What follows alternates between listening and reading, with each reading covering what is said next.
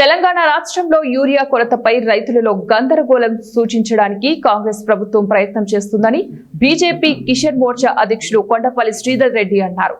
ఖమ్మంలోనే స్థానిక press club లో ఏర్పాటు చేసిన విలేకరుల సమావేశంలో ఆయన మాట్లాడుతూ రైతులకు కావలసిన యూరియాను కేంద్ర ప్రభుత్వం ఇప్పటికే అందించిందని, అయినా రాష్ట్ర ప్రభుత్వం ఆ యూరియాను రైతులకు సక్రమంగా అందించకుండా కేంద్ర ప్రభుత్వంపై నిందలు మోపడం సరైనది కాదన్నారు.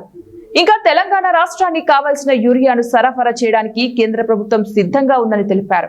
చోటా మోటా నాయకులు కేంద్ర ప్రభుత్వంపై చేస్తున్న తప్పుడు ప్రచారాన్ని రైతులెవ్వరూ కూడా నమ్మవద్దని, కేంద్ర ప్రభుత్వం రైతుల పక్షపాతిగా రైతులకు కావాల్సిన యూరియాని అందిస్తూనే ఉందన్నారు.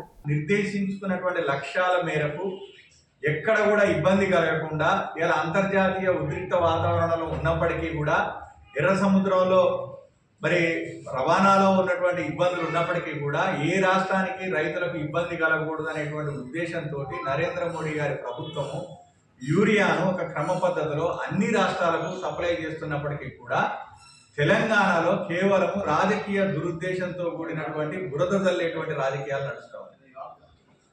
ఎంత దురదృష్టం అంటే ఈ రోజున ఇప్పుడు మన సొంత జిల్లా తుమ్మల నాగేశ్వరరావు గారు వ్యవసాయ శాఖ మంత్రిగా ఉన్నారు. తన సొంత జిల్లాలో ఒక్కసారి పరిస్థితి కనుక చూస్తే ఇక్కడ వ్యవసాయ విస్తీర్ణం పంట ఏం పెరగలే. గత సంవత్సరానికి ఇప్పటికీ పంట విస్తీర్ణంలో ఏ మార్పు రాలేదు. కానీ గత ఆగస్టు నాటికి ఈ ఆగస్టు నాటికి యూరియా వాడకం కనుక చూస్తే దాదాపు 3000 టన్నుల యూరియాను అదనంగా ఇప్పటికే విక్రయించినట్లుగా వ్యవసాయ శాఖ అధికారులు అధికారికంగా లెక్కలు చెప్తా ఉన్నారు. నేను ఈ పాత్రికేయ మిత్రుల ద్వారా ఎలక్ట్రానిక్ మీడియా ద్వారా తుమ్మల నాగేశ్వరరావు గారిని అడుగుతా ఉన్నాను. మన ఖమ్మం జిల్లాలోనే పంట విస్తీర్ణం మారకుండా గత ఆగస్టు నాటికి ఇప్పటికీ 3000 టన్నులకు